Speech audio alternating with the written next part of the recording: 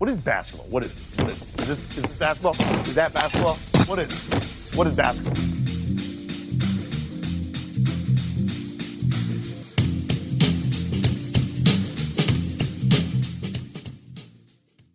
Welcome back to the Solving Basketball Podcast. I'm Jordan Sperber. Today I'm joined by another Jordan Caroline of Nevada men's basketball, the first player that we've had on the podcast. Thanks so much for coming on, Jordan. Oh, no problem. Thank you for having me.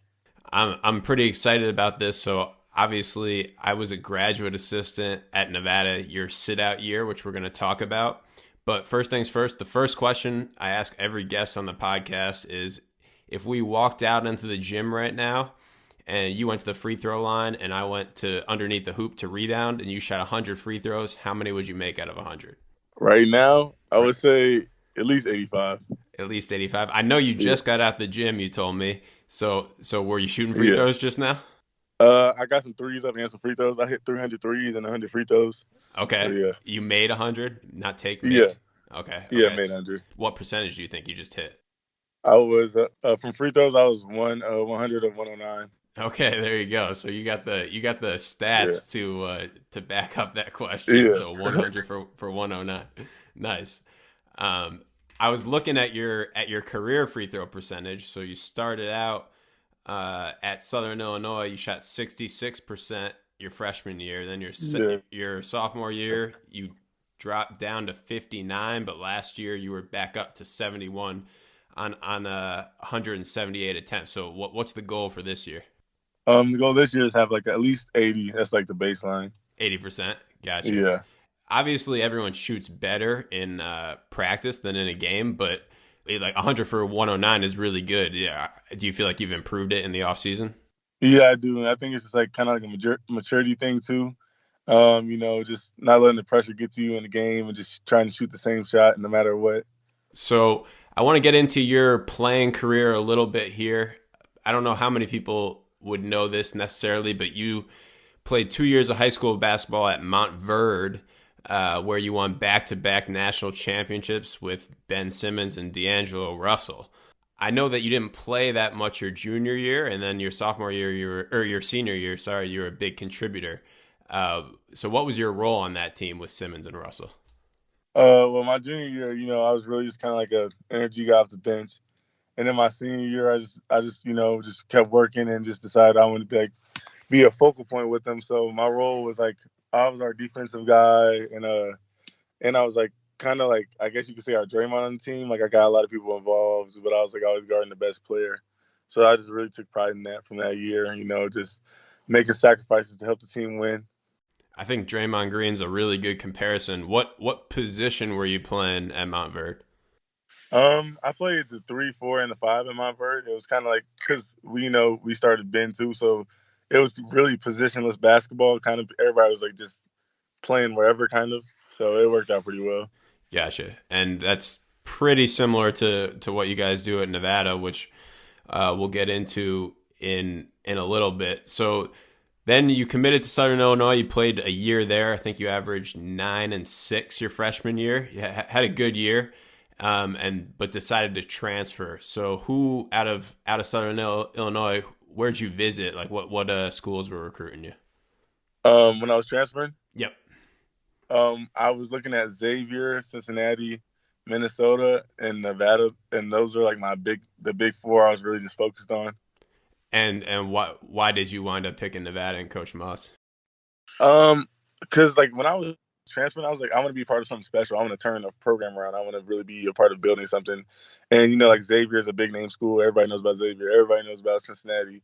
Even Minnesota being in the Big Ten, they got a high pedigree and a high history of things. And Nevada hasn't been on the map for a while, so I was like, I want to go back and be part of something and build up the culture again. Because I remember when I was younger, I saw how good they were, and then I just believed in Muss and the family atmosphere he had. So I took a leap of faith, but it ended up working out pretty well. Do you remember what month you committed to Nevada by chance?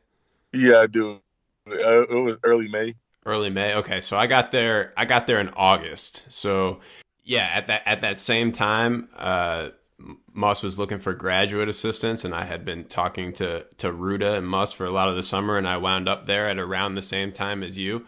And you probably don't remember this, but I definitely do. You were the first D1 player that I ever worked out. So at Nevada, the grad assistants are really hands-on. So because of NCAA rules, they're allowed on the floor, and the coaches give them a lot of autonomy to work guys out.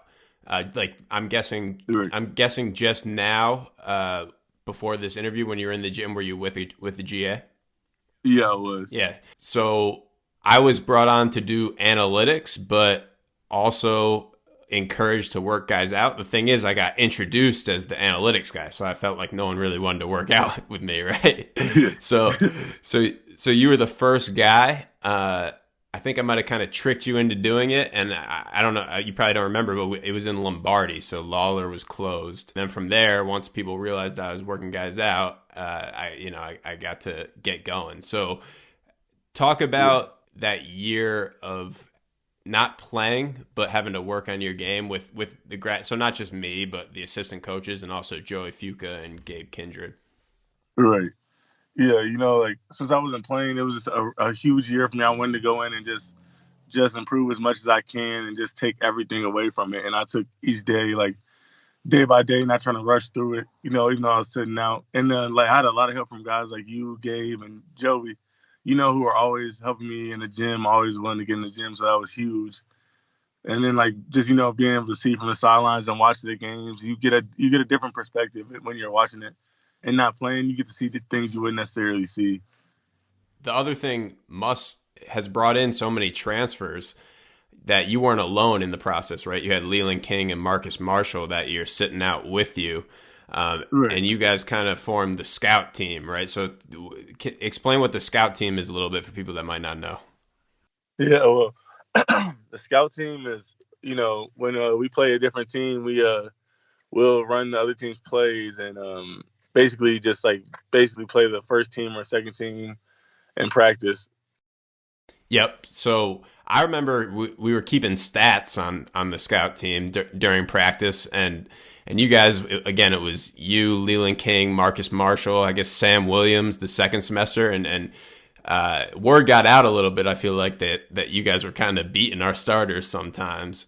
The next year, the scout team was the Martin twins and Kendall Stevens, and then this past year it was Trayshawn Thurman and Jazz Johnson. So I'm curious, pick your starting five, so yourself and four more to put together the ultimate Nevada scout team in these 3 years. Oh, that's tough. I have to get Marcus. I got to grab Marcus for a spot. Legendary scout. We're gonna need a big, so I'm gonna have to take Trey, and I'm gonna take Trey and Leland actually. Let me get them both. So, and then I got to take Caleb. Caleb Martin. Yeah. Caleb Martin. Yeah. It's a good thing you picked Leland. He definitely would have been offended if you didn't. And he wouldn't talk to me if I didn't pick him. I remember Marcus Marshall shot like 48% from three when he was on scout team. So I think that might have been your best pick.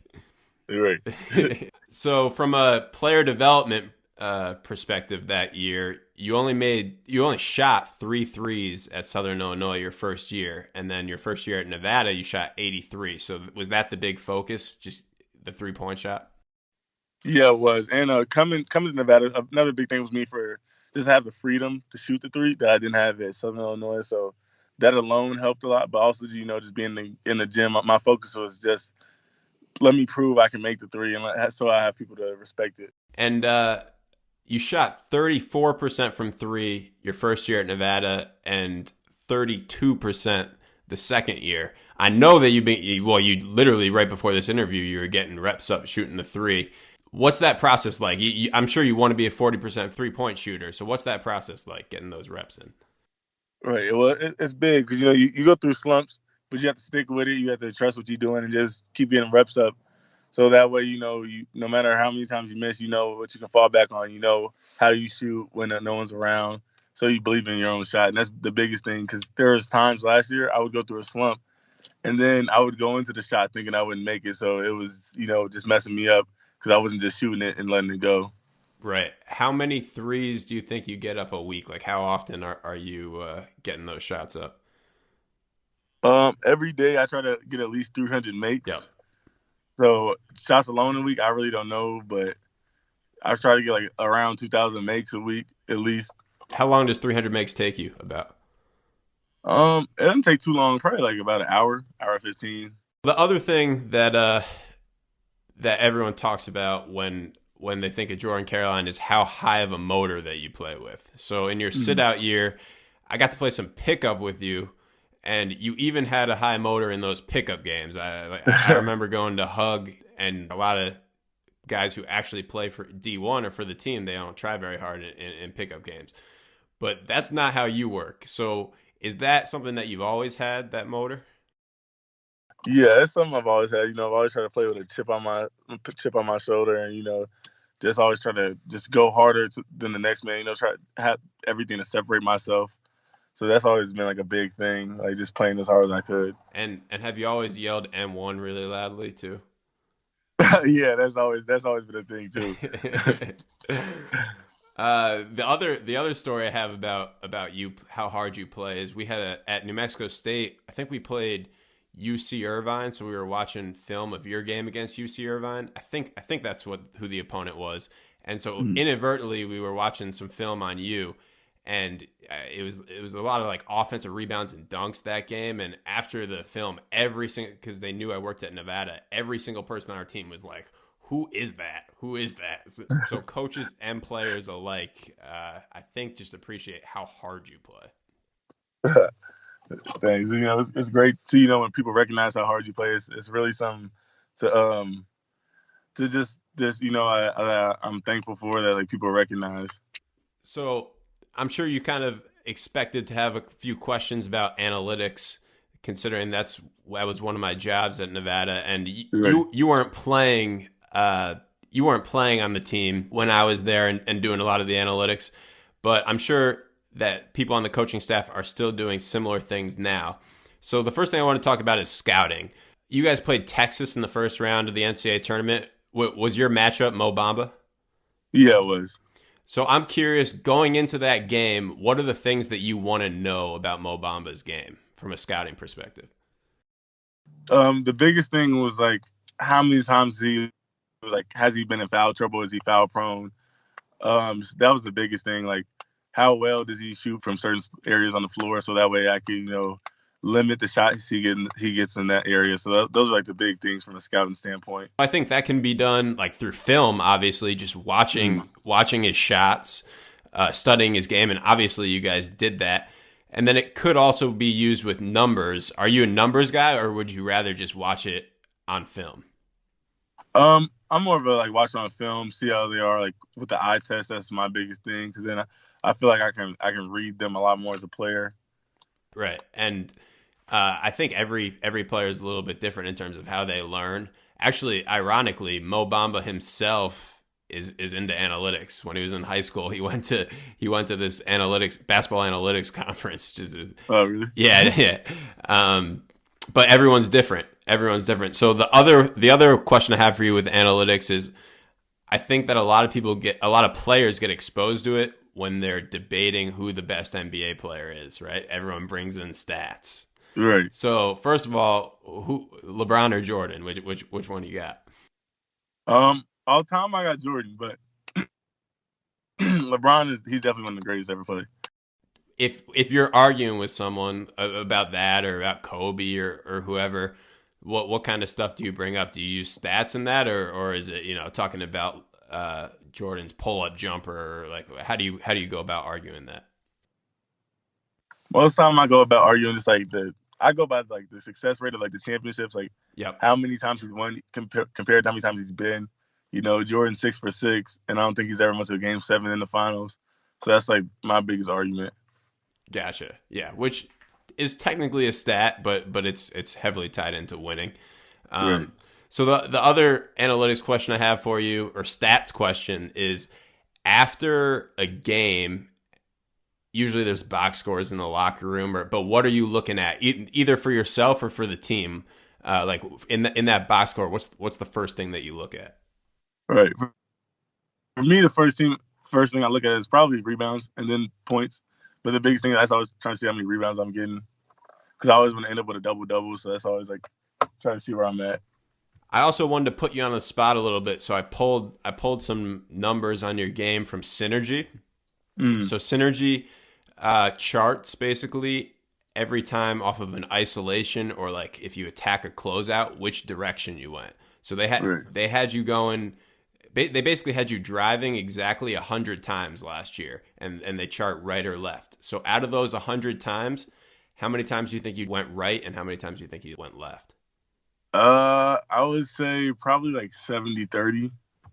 70-30 right. Yeah. So you definitely feel your strong hand is your right hand, which you shoot right, so that makes sense. Yeah.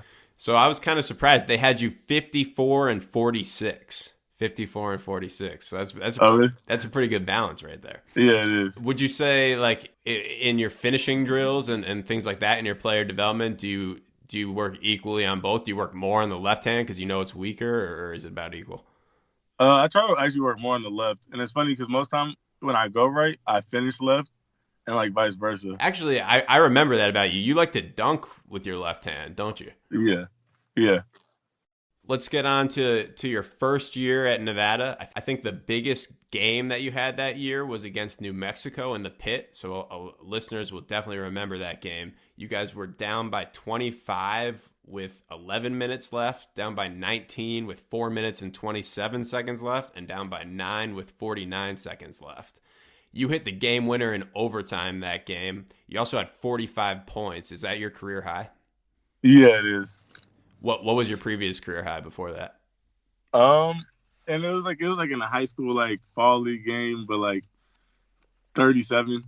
37, okay. Yeah. The other thing I noticed, I was just watching your game winner, so it was I think it was out of a timeout, and you pretty much just pulled up from three. You were like almost at the basket by the time it went in, ready for the offensive rebound. Did you think that you were going to miss it? I didn't think I was going to miss it, but I didn't want a chance to. I was like, if that was missed, I'm not going to put it back in. Well, that makes sense because what we were talking about with your motor before, you're always crashing the glass, so I believe it. Yeah. That year, you guys had Cam Oliver on the roster, who was playing the 5, so you played mostly the 4. And again, it's pretty positionless, especially on offense, but at least defensively, you were guarding the 4s. The next year, last year, where you guys made the Sweet 16, you actually were guarding 5s, like we said with Mo Bamba. What has it been like bouncing around positions? Like you said, because we play positionless, it hasn't been too bad. Although, last year I did have to post up a lot more because I was the biggest guy on the floor, and we need that, just that type of flow and movement. So it was a little different, but it was a struggle at first, but it wasn't terrible. So it's always a learning experience. So I mean, I just take what I can from it. But it's been pretty easy transition, because I'm still on the wing a lot. And then especially this year with me playing the 3, primarily, it's not too bad. Yep, we'll talk about that in 1 second. I'm curious, going back to Mo Bamba, what was your like base defense against him? So were you fronting him, or like how were you playing defense on him? Yeah, I was trying to not let him catch, or if he did catch it, make sure he caught it far enough away from the basket. He would have to put it down and try to get a dribble move to the basket. Was that something that you guys did with a lot of bigs? I know you played Brandon McCoy a couple of times. He's another real big guy. Was that a common defense? Yeah, for me especially, because I was giving up about a half a foot alone in height. So I knew I couldn't let him catch it near the basket, or it's going to be basically an automatic bucket, especially when you have 2 skilled bigs like that. Now let's talk about this year. Like you said, you're going to be playing a lot more 3, so you added a bunch of good big men. Trayshawn Thurman, we already talked about. Also Trey Porter and Jordan Brown. So are we going to see you working on the perimeter a little bit more and dribble driving? Yeah, I'll be a lot more perimeter oriented than you've seen like in the past couple years. A big thing for me is I've been trying to play make and get other guys involved too, a lot more so than I've done in the past. I forgot to mention that in between last year, you declared for the NBA draft and got some feedback, and then decided to come back to school. What position does the NBA see you? What was the feedback you got from them? They saw me as a 3, but that I could play a small ball 4. So that was basically what they said position was. Yeah, and I think it goes back to that like Draymond Green role where you could push the ball after a rebound. You can guard big men, you can guard guards, and just be really versatile, right? Right. What was the biggest factors in deciding to come back to school? Biggest factor was, just instead of being a question, why not come back and then, really solidify my place in the draft and just being able to win what I feel like we can win a national championship with the team we have, and just being able to get my degree because I'm only a semester away. So that was the biggest thing, knocking all that out and just finishing out because I only had a year left. So that's the biggest thing coming back. You said enough talent to win a national championship, and you're not just saying that because I saw Coach Muss said it yesterday at the scrimmage that you guys just had. So this is by far the deepest team, right? Is that the biggest difference from this year to years past? Oh yeah, by far. I mean, we have, I would say, from 1 to 10 is people who really can play basketball at a high level. I mean, we have guys like Corey Henson, who averaged 14 at Wagner. Not many people know, but he's a knockdown shooter. We got Jazz Johnson, another big time player from Portland who transferred in, and then Trayshawn Thurman, who is a really good stretch four. It's just we have a lot of weapons and a lot of lineups we could really throw at you. Yep, and I'm glad you mentioned those three guys because I think everyone knows the returners, but not as much about those three. It will be a little bit of an adjustment, not having to play or not getting, I guess, to play 40 minutes. Like as long as you weren't in foul trouble, there was a pretty good chance that you're playing very close to 40 minutes. Right. Yeah, it'll be, definitely be an adjustment. But like with the team we have, I think we're all willing to make these sacrifices. Especially like I said, the whole team thinks we can win a national championship. So if that comes with playing only like 27, 28 minutes a game, 30 max, I'm okay with that. It's not like you have to be worried about, I have to put up this certain amount of numbers, or I have to do that this year. I mean, we had our pro day, and everybody's seeing how talented the team is. So it's really not about numbers. It's just about what you do and if we live up to the hype, really. It'll be year 3 for you in the Mountain West. I'm curious, what's your favorite place to go to in the Mountain West? It's tough. It's a lot of great venues, but I'm gonna have to go with the Pit just because their fans are crazy. But San Diego State is another good one. San Diego is just a beautiful city alone, let alone playing there. They got great fans, and they got a high tradition of just being a really good basketball team nationwide. Yeah, well, you put up 45 in the Pit, so I feel like that should get the nudge. Yeah. All right, so to finish off here, I've got some miscellaneous questions. A couple of them are funny ones. So we talked about your game winner against New Mexico. If let's say that you have that same scenario again, where it's a tie game, we'll say 15 seconds left on the clock. We're getting you the ball. What action do you want? A ball screen? Do you want to post up? Do you want to ISO? What's your go-to action there? I probably would want a ball screen, and probably ball screen in the middle of the floor. That way, I could come off, have options.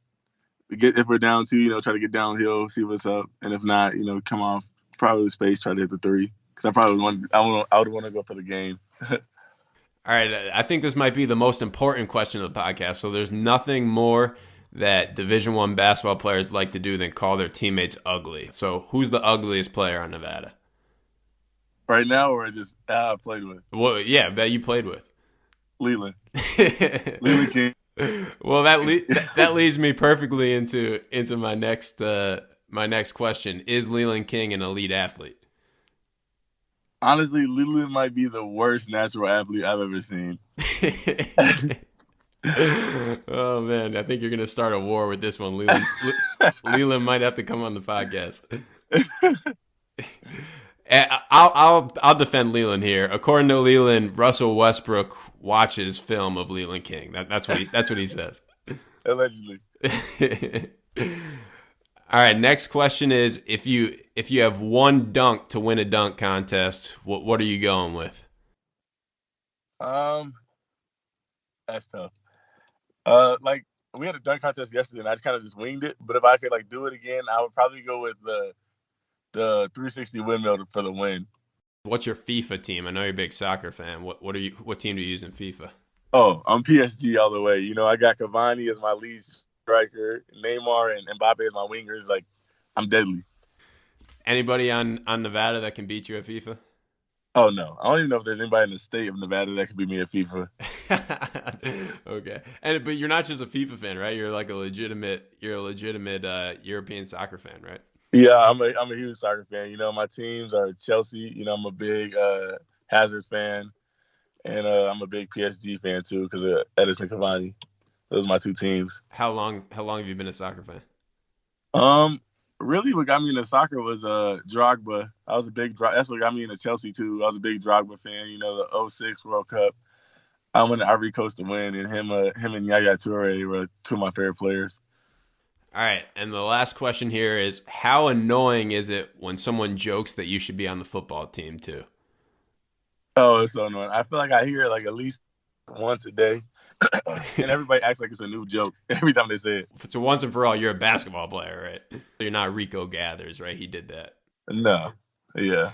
Like everybody asks, oh, if the NBA doesn't work out, what do you want? Like, will you go play in the NFL? I was like, no, I just go overseas. Like, I don't have any interest in really playing in the NFL. Yeah. Well, I think you're going to make plenty of money playing basketball and hopefully have a really big senior year here coming up before that happens. Really quickly, where can the people follow you on Twitter? What's your handle? At fadeaway_J24. And that's Instagram too, if you want to add me on that. So definitely go follow Jordan. So thank you so much again for coming on the podcast. Leland's not going to be happy, but but I really appreciate your time and best of luck this season. Thank you for having me.